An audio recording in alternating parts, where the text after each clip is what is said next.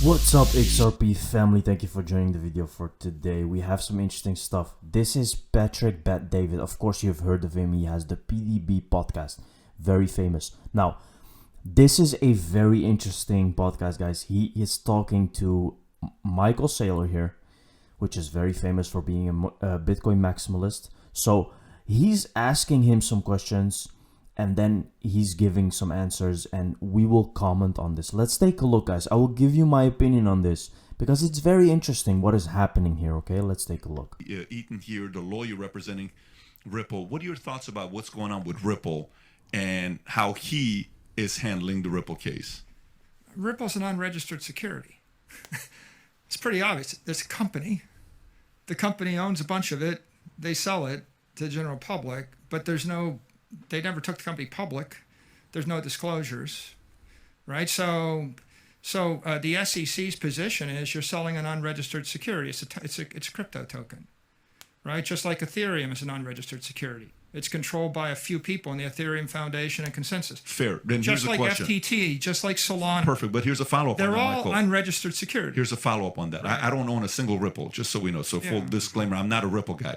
But if both of them are unregistered, why target Ripple and not target Ethereum the way he is targeting Ripple?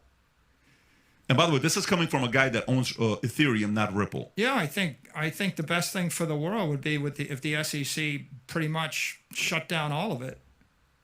It's all unethical, right? I mean, the Bitcoin position would be Bitcoin is an ethical commodity. All of these other altcoins are unregistered securities. They're all just equity tokens issued by a company in order to get around going public, and they're committing securities fraud. Ethereum included. Of course, especially Ethereum. You know, Ethereum's got $20 billion of ETH token locked up in the staking contract right now, and there's a couple of people that may or may not give it back to you ever. Now, isn't that the definition of investment contract? If a bank took $20 billion of your assets, froze the window and said you can't have your money back ever, maybe in the year 2024, we're not sure. We're just going to keep it. We may actually give you interest on it. We may take it all. We may slash it. That's the take it all. We may slash it. That's the definition of a security, right? It's an investment of money in a common enterprise, relying upon the efforts of others and expectation of profit. The whole point is if you want a crypto asset to be a commodity, you can't rely upon 4 engineers, a company, a CEO. If a person can make a decision, it's not a commodity anymore. The fact is, Ripple's got a company, Ethereum's got a company. Ethereum Foundation has engineers.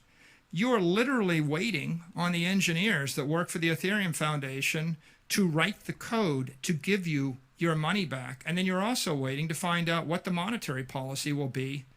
They change it half a dozen times in the last 6 years. It's always changing. To you, it's XRP and Ripple the same thing? They're both unregistered securities.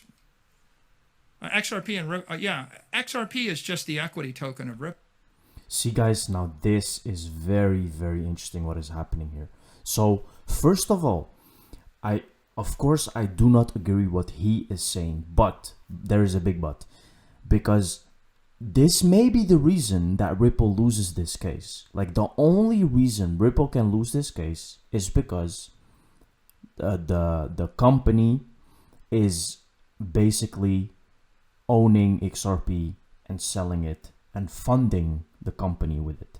Now, these are the elements that Ripple can possibly lose on, but he is making a very big mistake here. And Jeremy Hogan really cleared in his video, which you guys have to see to understand with what I just showed you and what Ripple actually is. So you will find that there is a clear distinction between a security and XRP. Now, go watch the video of Jeremy Hogan once you're finished with this video, and you will understand why there is a big difference. Now, let me show you what Jeremy Hogan is saying here. Also very interesting. Attorney Jeremy Hogan predicts that Ripple will beat the SEC because the SEC has failed to address any real and ongoing legal relationship between Ripple and XRP purchase. Now, this is where Michael Saylor is going wrong, right? An investment contract is literally something that has been agreed upon purchasing XRP. But some people that purchased XRP didn't even know Ripple. So the SEC cannot prove that there is a agreement between XRP purchases and Ripple. There is literally no way.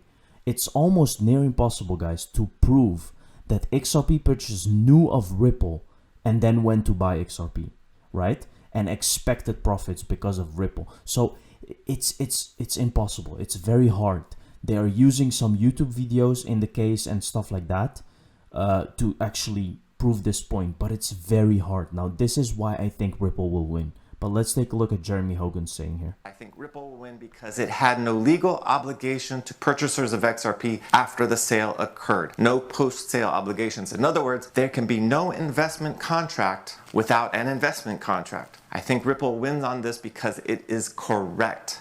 And in the last month, Ripple has received unexpected backup on this issue from the Paradigm Operations Amicus Brief. And in their brief on page 2, it states, quote, "A comprehensive analysis of federal and appellate law reveals that no authority exists to support the SEC's attempt to transmute the Howey analysis of an investment contract transaction into a conclusion about the underlying asset. In every application of Howey where an investment contract was found, there was some identifiable legal relationship between an ostensible issuer and the investor, providing investment capital. The evidence is clear in the Ripple case that there is no ongoing legal relationship between Ripple and XRP."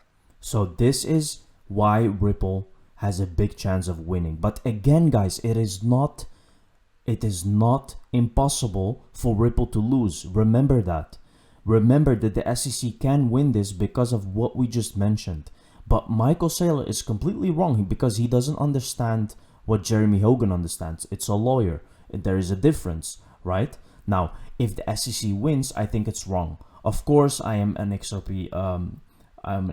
I vote for XRP because I like the technology, but that's not the reason I'm saying that. It's because it's right? That's just the reason. XRP is not a security. It's the same with oil, with Exxon. I showed that example previously. So here we can see Royal Bank of Canada says Ripple and XRP can save financial institutions 46% per payment. Now, this is exactly why they are going to use it.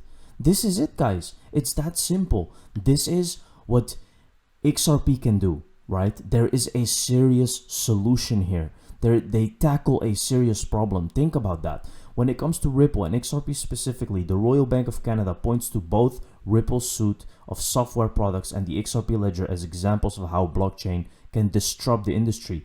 Ripple created an open source peer-to-peer decentralized protocol with a network of participating financial institutions, RippleNet, and a series of individual technology solutions, including payment processing, liquidity support, and payment access. While not necessary for Xcurrent and payment processing, we believe that it is helpful to use the complete solution as an example of how blockchain could disrupt the remittance market, including the use of XRP and its corresponding ledger.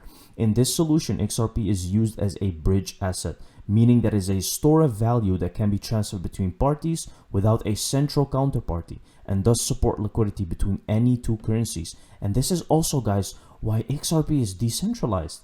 And that is exactly what Michael Saylor is actually contradicting. He's saying that XRP is actually centralized. That's what he's saying, right? He's missing the point. Listen, guys, XRP is the upgraded version of Bitcoin. That's what this is. The owners who made Bitcoin may even be involved in XRP. Who knows? But that's just what this is. Now here we can see, guys, the difference between Ripple and XRP. Again, a technology company that provides the most efficient solution for sending money globally. An independent digital asset, the XRP ledger is the open source blockchain technology behind it. Now here you can clearly see the differences between Ripple and XRP. Again, showing proof that Ripple is not the common enterprise as what you have in the Howey test. If you have a common enterprise with an investment contract in the Howey test, there is talks of a security, but it is clearly different. It is clearly different, and it's very hard because this has never happened in history before.